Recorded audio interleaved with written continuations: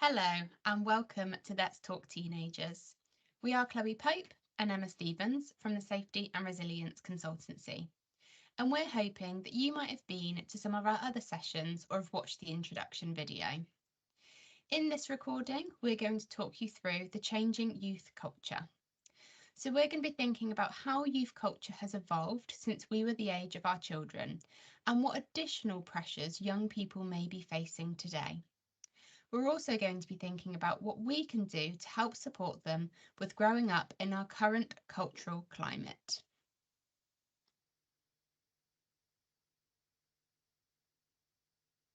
So let's start by thinking about all of the pressures our young people may face. Under the category of peer pressure, we might automatically think about peer pressures around trying alcohol, maybe smoking, vaping, or trying drugs. We might also think about peer pressure to have sex or send nude images, for example. And while yes, these are all types of kind of peer pressures that young people may face, peer pressure also encompasses lots of different areas too. So material pressure, for example, that's a massive, massive part of peer pressure. That pressure to have the cool new pair of trainers, the most up-to-date phone, or the designer makeup. Whilst a lot of us may feel frustrated when our young people insist that they can't wear secondhand or Primark just won't cut it anymore, let's take a moment to think about where these pressures are coming from and why they may feel so real for our young people. Well, the reality is that our society promotes materialism, and the role models to our young people are often celebrities, influencers, and social media stars. And guess what those role models have? Nice stuff. So young people are essentially taught to measure success and happiness in life based on how much stuff that they might have. Young people may also face pressures from their peers to look a certain way, act a certain way, or even think a certain way, which we will be coming on to more in a moment. On top of peer pressure, we also have that academic pressure. Let's face it, the teenage years are surrounded by those conversations of exams, deadlines, college, university, and future careers. Can you imagine just how overwhelming this might be if you don't have a clue what career path you want to take? Young people may also worry about what those less than ideal grades might look like for them and their future, and what you, as their parent or carer, might think about that. And it's absolutely no secret that it's more expensive than ever to live in our current society. And so the pressure to get that good job in the future really is massive. So lots of pressures our young people may be facing, and I'm sure that you can think of some more yourself. A big pressure that we want to touch upon specifically that comes with being a young person today is body image. Emma. Thank you, Chloe. So let's think about body image and all of the insecurities that our young people could be facing around this. I'm sure that we all have our own insecurities. And if I asked you to think about those or list them, a few would probably come to your head straight away. But I want you to try and take yourself back to being a teenager, to that time when you started puberty, when your hips might have got a little wider, you developed some acne, and you're generally feeling a bit bigger and everything feels quite new. Despite body image struggles being prevalent for most people, we need to acknowledge how this can be amplified for our teenagers. Stretch marks, body hair or lack of body hair, size of muscles, breast size, acne, wearing glasses, size of belly, shape or size of nose, hairstyle, freckles, size of your bum, the length of your legs, skin tone, smile, height, weight, birthmarks, scars, and I'm sure that there are plenty more that we could add to this list. So where do these insecurities come from? Well, if we were speaking about this 15 years ago, we might have said models in magazines that we would pick up from Tesco once a week or once a fortnight. However, our young people are now exposed to unrealistic beauty standards on a daily, hourly basis.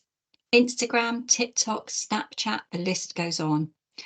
And in fact, recently, 40% of young people said that the images they saw on social media caused them to feel worried about their body image. We nearly played that video too soon. Not only are young people exposed to on the daily to that perfect body type by having easy access to social media of celebrities and models, they also have access to those influencers that Chloe alluded to. I'm sure a lot of us have heard our young people talk about influencers and social media stars, but just in case anyone hasn't, these are the people who use social media platforms as part of their job to create content and advertise products.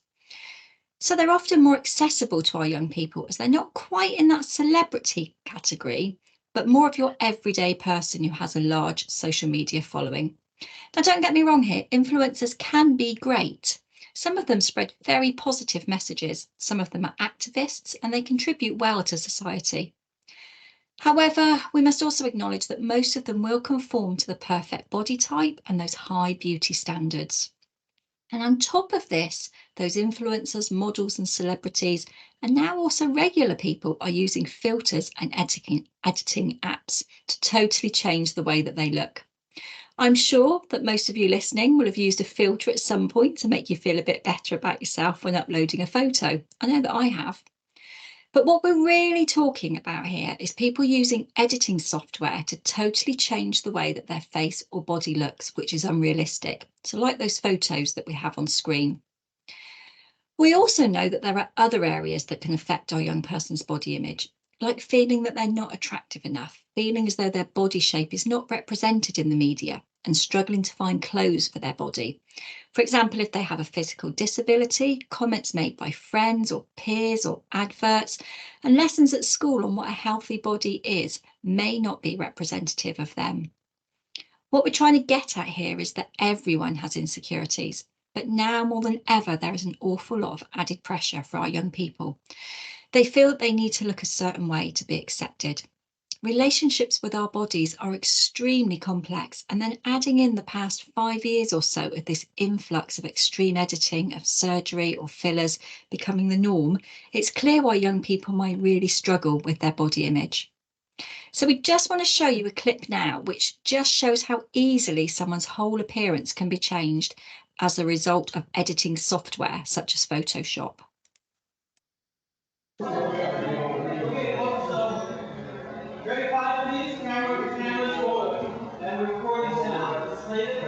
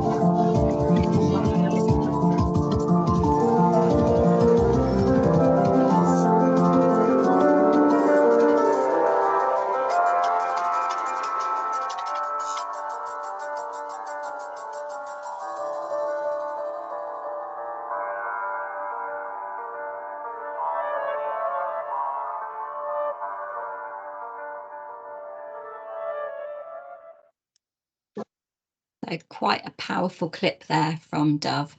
So how can we support our young people around pressures to look a certain way and have that particular body type or dress in a certain way? Well, you could start by showing them the clip that you've just watched. It's likely that they'll be aware of editing software and potentially have even used this themselves. But do they understand the level of extremes that advertising companies go to sell their product? Do they know that it's not just the odd spot touch-up, but it is lengthening of limbs, eyes being widened and lifted, and hair added, and that actually it's quite common practice? Keep reminding them that not everything they see on the TV, the internet, or online is real. So try and role model the language that you use at home. Someone might have upset you, and that's absolutely okay. But when talking about that person at home, try not to comment on their appearance negatively. If you're going to talk about someone negatively, focus on how they made you feel rather than what they look like. Let's try and think about how positive it is when they're commenting on or bumping into someone and noticing that they've put on weight or how old they might look. Let's think about the way we talk about ourselves, especially when we look in the mirror.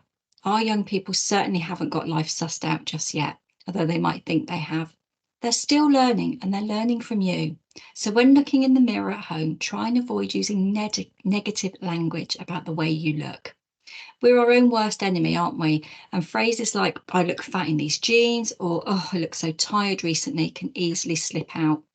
But just think about what your young person is learning from this. It may seem cringy or unnatural, but do try and give yourself some verbal praise out loud from time to time. It doesn't have to be anything massive or bold. Something simple like, oh, I feel good in this outfit, gives off the message to your teenager that it's important to be kind to ourselves.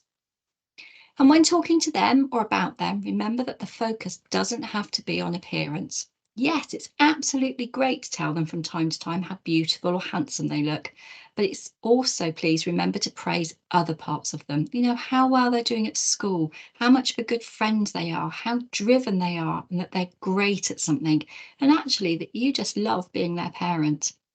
Whatever it is, make sure to praise them on the parts that make up who they are, not just how they look.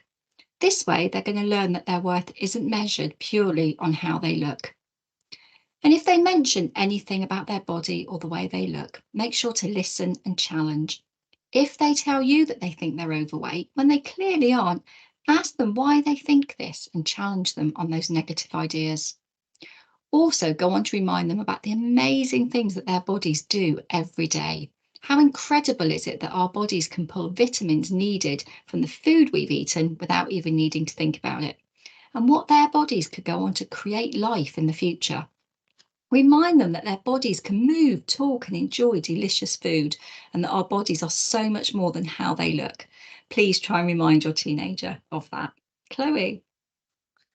Thank you, Emma. So an additional challenge that we wanted to touch upon mainly kind of affects our boys, but can also affect our girls. So we want to think a little bit about toxic masculinity.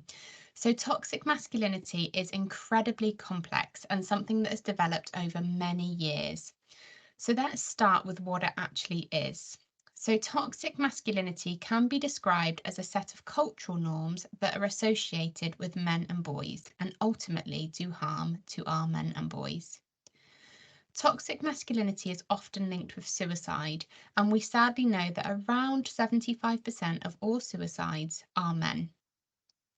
So toxic masculinity is that idea around how society treats boys and men. We have some examples on your screen now around how boys must be strong and not cry. That idea of boys being told to man up if they're hurt would also fall under this category. Toxic masculinity is absolutely no one's fault. We're all born with this bias. In fact, research has even shown us that people will treat a boy bump differently if they know that it's a boy compared to a girl bump. People tend to be rougher with a boy bump and more gentle with a girl bump. This stuff is so unconscious and, like I said before, has developed over many years. But we know that these societal norms of how we treat boys and girls differently will impact our young people. By using these phrases of boys such as don't be a wimp, be a man, or don't be a pussy, will go on to impact potentially the rest of their lives. It might impact how they seek help in the future, should they need it, for example. We all know those statistics around men going to the doctors far less than women. It might impact how they see themselves and how they see women and girls. We cannot solve this issue overnight. It will take years, but we can all do our bit by staying mindful around how we treat our boys and young men compared to how we potentially treat our girls. Despite them maybe not showing us just as much as a girl, they equally need as much nurturing, support, and love as much as our girls do. Worryingly, there are some very popular influencers and social media stars who share toxic messages online around what it is to be a man versus what it is to be a woman. These influencers generally have a pretty large following, and those followers are normally impressionable young people. Their lifestyle may be particularly desirable to young people, for example. They have the money, they have the fame, the parties, and the fun. However, the messages shared are similar to those on your screen now. They may also share the message that women are property and that aggression and violence are not only okay, but actually to be expected within a relationship.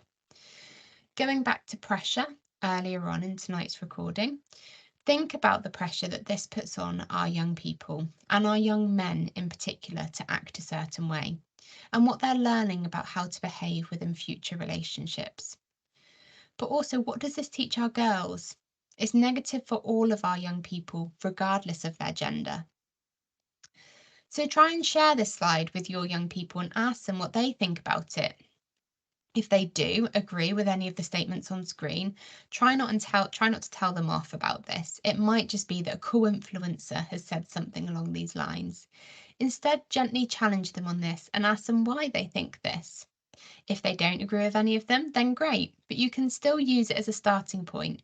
Why might some people agree with these statements, and why aren't these statements okay? Another massive pressure that we haven't touched upon within this recording is social media. And the reason behind that is that we have a separate full recording on social media and the internet itself, so please do check that one out. But we do know that a lot of the pressures that we've discussed today are often amplified by social media. Young people also often spend a lot of time on social media, and so the chances that they're going to be influenced by what they see on there are high.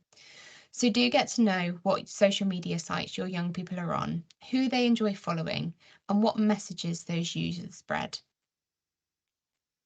We wanted to leave you with some resources and signposting support that you could look into if you wanted any more information on anything that we've discussed within this video. It was too long to include within this recording, but we'd highly recommend you check out the TED Talk by Tony Porter, which is called A Call to Men.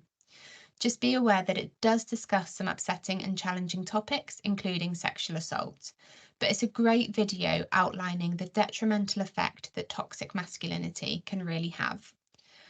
The video should look like the screenshot on your screen now in the top right. Then we have some services and website that you may want to access. Parent Talk from Action for Children is a great one for you as parents and carers to reach out to for help and support in navigating all of these challenges. Then we have the NSPCC, again, a great website with further information around some of the pressures our young people may face. Kooth, a fantastic online community for young people themselves to access, offering a range of services from free online counselling to forums and podcasts. And then finally, Beat, which is an eating disorder charity.